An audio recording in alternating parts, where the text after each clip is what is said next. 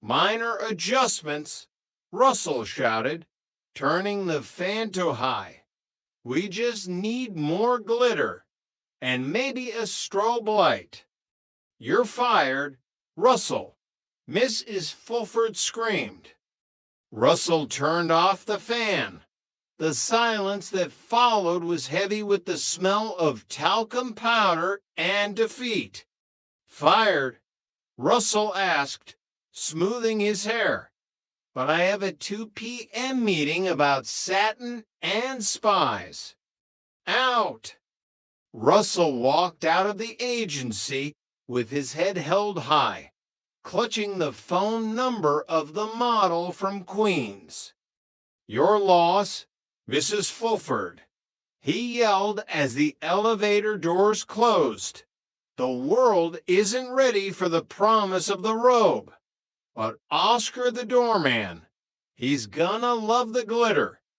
Epilogue, the final rule. The diner was quiet on a Tuesday morning. The 5 of them were gathered in their usual booth, the air filled with the scent of coffee and the low hum of Manhattan waking up. So, Russell said, looking at his reflection in a spoon, the agency is a bust.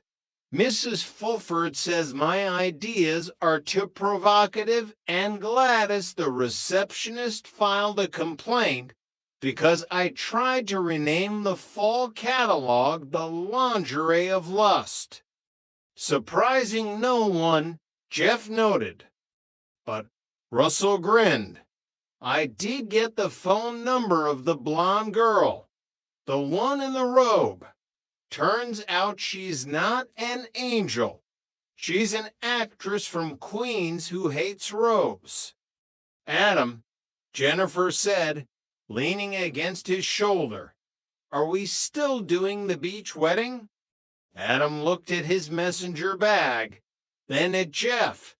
He thought about the bar mitzvah, the cat funeral, and the talking scale. We're doing the beach, he said firmly. No ice sculptures, no Cupid, just us and a very, very small guest list. One that does not include Mrs. Fizzwhiskers or her deceased cat. Jeff looked at Audrey. She was smiling, her eyes bright in the morning light. He felt a strange sensation in his chest. It wasn't an erection of the heart, as Russell would say. It was something simpler. It was the realization that after 12 years, he still liked her. So, Jeff said, cracking his knuckles, what's the plan for Saturday night? I don't know, Audrey said. What do you think? Jeff leaned back, a master of his domain. I'm thinking. We stay home. I'll turn on the TV. You'll sit next to me. And if we're lucky, we can find something that's in high-def, but not as high-def as you. Jeff, Audrey sighed.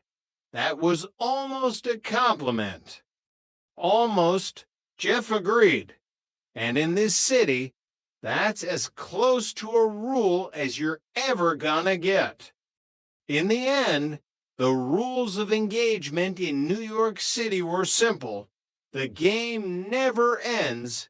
The bill always comes due. And if you're lucky, you'll find someone who's willing to make an ass of themselves just to keep you in the high-definition light. The Alchemist of Inglewood, Crash and Burn. A novel by Gemini. Prologue, The Specimen Vault.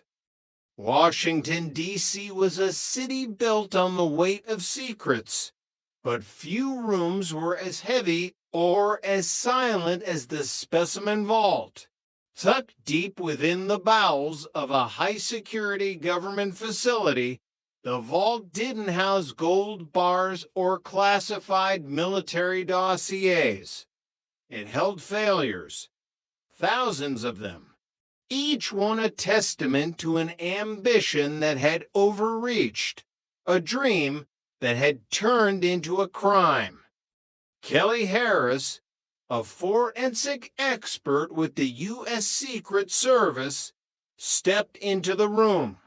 The air was meticulously climate-controlled, chilly, sterile, and redolent with the faint, sharp tang of old paper and chemical solvents.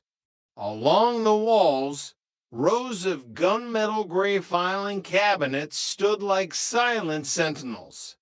Every drawer was a meticulous catalog of greed, containing the fingerprints of the world's most notorious counterfeiters. She pulled open a drawer and retrieved a folder labeled strain H2, H38. Inside lay a Benjamin Franklin $100 bill that, to the naked eye, was a masterpiece of deception.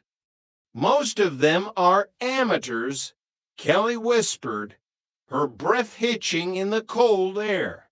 They use desktop scanners and cheap bond paper. You can feel the lie before you even see it. The paper is too thick, the ink too flat. But this bill was different. She laid it under the computerized enlargement lens, and the screen above flickered to life. Under intense magnification, the crisp, noble lines of Franklin's portrait began to dissolve into a chaotic sea of microscopic dots, the unmistakable, jagged signature of a high-end inkjet printer. Yet, the paper was an enigma. It didn't have the stiff, starchy feel of traditional wood pulp paper. It had a certain give, a certain soul. Who are you? She wondered aloud, her finger tracing the tiny, static plate numbers H2 and H38. In a rare moment of hubris, or perhaps just a quirk of his digital master file, the counterfeiter had never changed them. He had left a digital thumbprint on millions of dollars. She didn't know his name yet.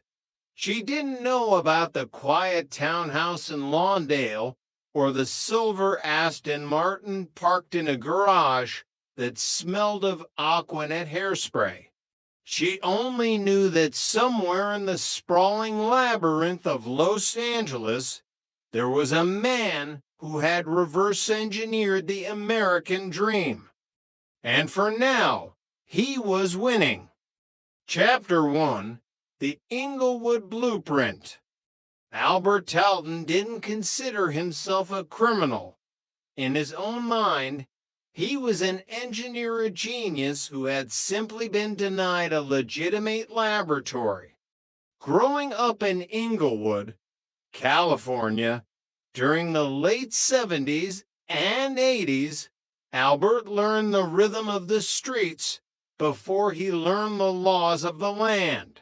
Inglewood was a landscape of stark contrasts, swaying palm trees and golden sunshine masking a grit that could swallow a young man's future in an afternoon. People called it Inglewood, always up to no good, a rhyme that felt more like a prophecy than a joke. It was a place where the police sirens provided a nightly soundtrack to dreams that often ended at the street corner. While other kids were joining gangs for protection or dreaming of the NBA for escape, Albert was taking things apart. His bedroom was a graveyard of broken electronics. By 12, he could bypass the complex circuitry of a salvaged television. By 15, he was obsessed with the physics of sound. He didn't read fiction. He spent his afternoons at the public library